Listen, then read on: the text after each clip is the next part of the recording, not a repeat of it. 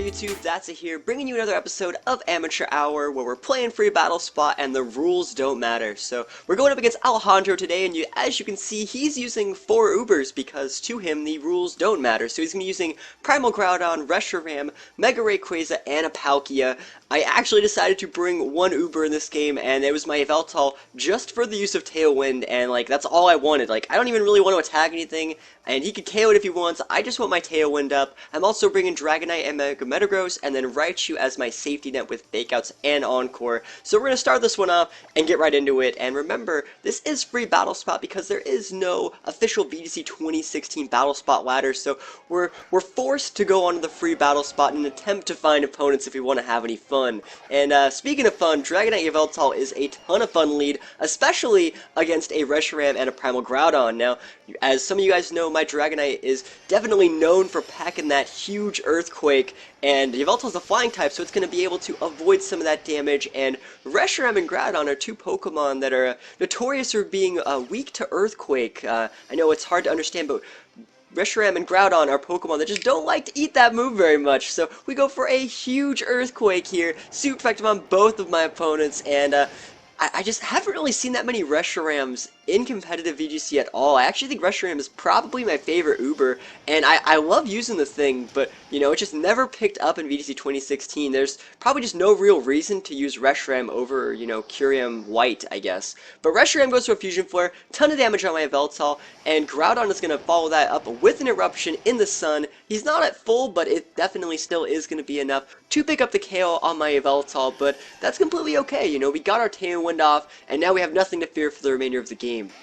So Metagross is going to come out here. Remember, this is a Mega Metagross that I do like to use. He's going to withdraw his Reshiram. He's definitely expecting me to go for an Earthquake, so he goes into his flying type of his own. He's going into a Rayquaza here with Airlock, and we're going to Mega Metagross, and then we're actually just going to protect this turn, because I do not want to Earthquake my Metagross in this game. I think I did it in the last one. And, you know, Earthquaking my Metagross is just something that's fun, but you don't want to do it too often, because if you crit your Metagross, you're just going to have a sad face. So we go for the EQ with Dragonite, and remember, we're EQing we're only hitting the Groudon this turn, but since he used Eruption last turn, we have to assume he doesn't really have that much to deal with Dragonite. We see he goes for a second Eruption here. Sorry, and that's just not really going to do that much damage at all. It did like 15 HP to my Dragonite. So he's going to go Mega Rayquaza through the use of I guess Rayquaza doesn't really use a Mega Stone, but, you know, Rayquaza has access to the move Dragon's Ascent, but he's just not going to get a chance to use it this turn because we are much too fast in our Tailwind here, and I know this turn I'm going for a double target up onto the Rayquaza slot. I'm going for a Zen Headbutt with my Mega Metagross, and I don't even need to follow it up with my Dragonite because we got a critical hit with the Zen Headbutt. Remember, that is a stabbed psychic attack that gets boosted by Metagross's Tough Claws because it makes contact, so it already hits like a truck. The crit picked up the KO, and we got a critical hit that we didn't even need up onto the Groudon, so right off the, like right there, you know, the flow of the game changes. We get a double knockout that turn as he sends in his half HP Reshiram, and then his last Pokemon is going to be Palkia. Remember, this is a Water Dragon, and I do think Palkia is actually a very good VGC 2016 Pokemon, but just in the meta dominated by Xerneas, it's really hard for this guy to just gain any field presence. So we're starting things off on the last turn of the game, going for a huge Earthquake with Metagross. I love having,